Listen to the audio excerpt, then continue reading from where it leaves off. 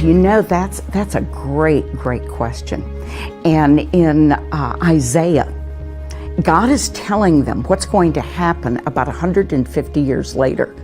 He's telling them that he's going to raise up a man by the name of Cyrus, and he even names him. And Cyrus is the man that is going to deliver the children of Israel after the Babylonian captivity.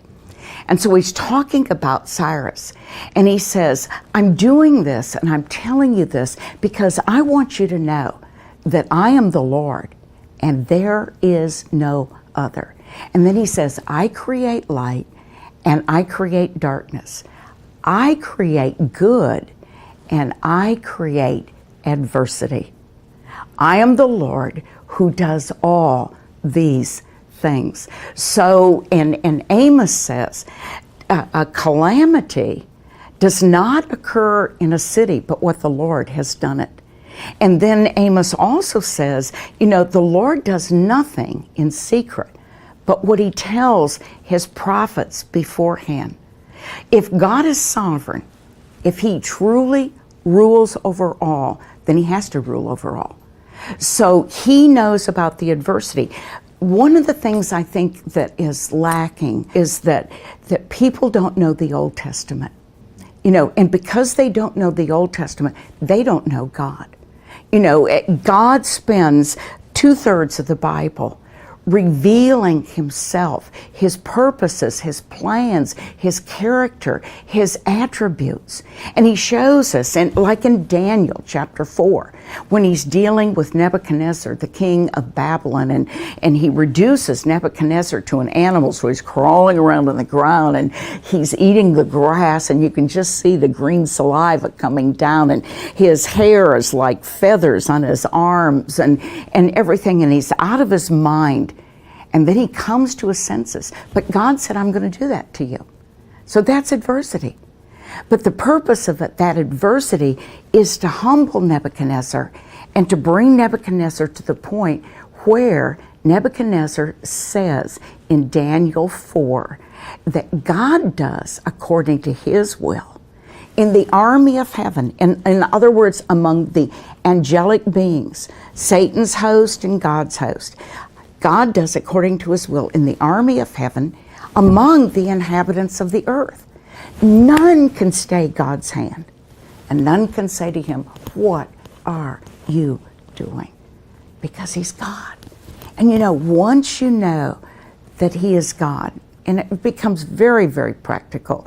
I've been through, my husband and I have been through trials, not with each other, but trials that we never thought we'd go through. And we just finished some, and then another wave comes. But we can walk triumphantly. We can walk in peace because we know that God is sovereign. And this God that sits on the throne, that is sovereign, that creates good, that creates adversity, that rules over all, if you understand his attributes. So what is this God like that's sitting on the throne? Well, one of the things that God makes very clear in 1 John chapter 4, he makes it clear otherwise, but I mean, he hammers it home in 1 John 4. He's love. And here in this love, not that we first loved him, but that he first loved us. He tells Israel, I chose you because I love you. But they didn't cause the love. He just loved them. He says, Jacob have I loved, Esau have I hated. And I'm going to bless Jacob, and I'm going to curse Esau, and no matter what Esau does, I'm against Esau. So he's sovereign. But this one that's sitting on the throne is love. And so he can never, I'm going to change my outfit, you're going to change your outfit. He can never take off his love and lay it aside. So we need to know every facet of who God is. He's a God of justice, and he says it over and over and over again. He's a God of righteousness. He's a God of love. He's a God of wrath. He's a God of mercy. The word that goes with him as a covenant God is hesed, loving kindness. So if I understand who this God is, and I understand He's omniscient, all-knowing, He's omnipotent, all-powerful, He's all wise, then knowing that, it does what it's supposed to do. Bring me to my knees and say, you're God and I'm man, and what pleases you pleases me.